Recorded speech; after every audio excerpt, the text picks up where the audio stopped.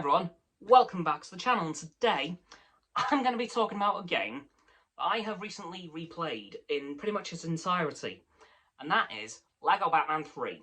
Now, I did start playing this game last Wednesday, and I finished it, strangely, in coinciding with DC fandom, which I had no idea was going on, so this was literally just coincidence. So, nice work, Cameron, kind of. But yeah, LEGO Batman 3, fantastic game. Currently, as I record in this video, the last LEGO DC game that we have gotten. So, we haven't had one for 7 years now, which is the longest gap, by the way, between LEGO DC games. Yeah. So, LEGO Batman 3. Why is it so good? How is it still so good? Well, there's a couple of reasons.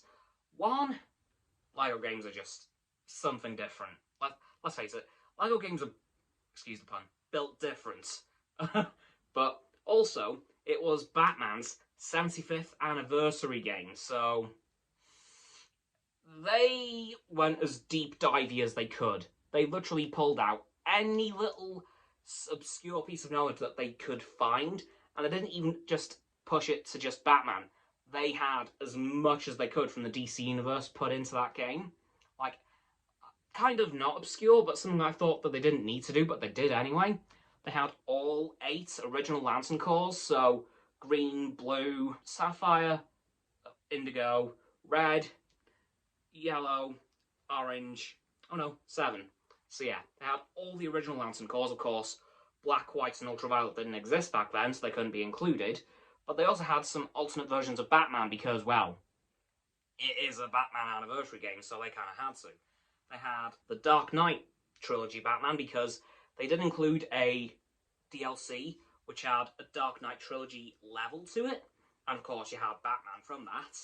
You had a Man of Steel level, which you managed to get some Man of Steel characters, including Superman himself. Oh, by the way, the Justice League were featured very heavily in this game, as well as Brainiac. So that was pretty cool.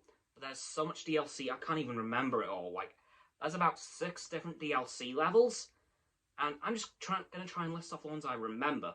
So you have the 75th anniversary level for Batman, the Man of Steel level, Bizarro, Suicide Squad, I might be able to get all of them, Arrow, and it was the, Dark Knight. So yeah, 75th anniversary, Man of Steel, Bizarro, Arrow, Suicide Squad, and the Dark Knight trilogy. And I've got to say, all those additional levels were really cool. And I will say about Brainiac in this game, they managed to show how destructive he could be in a very Lego-ish fashion, but they didn't have to dial him down, really. Like, they could make him just as destructive, but very Lego-ish. So, nice work on that, ttgames. But honestly, I love this game because of how many versions of different characters they put in. Like, there was so many Batman. Like, my childhood favourite, in fact, the one that introduced me to Batman, was the Brave and the Bold, and they included that Batman and Blue Beetle, which, if you watched Batman Brave and the Bold, you'll know that Blue Beetle was Batman's most occurring sidekick. Like, he cycled through a lot of them, like Green Arrow. He had Robin for only 1 episode, by the way. I know, but Blue Beetle was his most appeared sidekick in that series, so it was really nice to see. It was really nice to have both of them, that you could just have them together. It just brought a lot of nostalgia to me, and I really liked that. Like, there was so much nostalgia in this game that I honestly can't even believe how much there was. Like, they included as many Batmobiles as they could put in, including the 60s, because, of course, there was a 60s level too, by the way. The original Batmobile from the 40s series, Michael Keaton's, which is, of course, very relevant at the moment, Flash movie, and so much other stuff that I can't even list. But honestly, if you are able to get this game, definitely would recommend it, because it is still phenomenal. I honestly can't recommend it enough, because it is definitely my favourite of the 3 LEGO Batman games that we've gotten so far.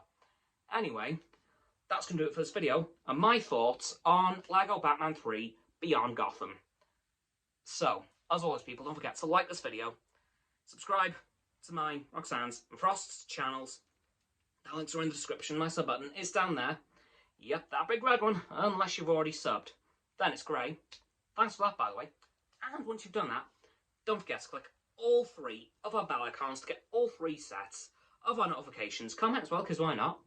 And let me know if A, you're getting this game, or B, if you've played it already and what you think of it.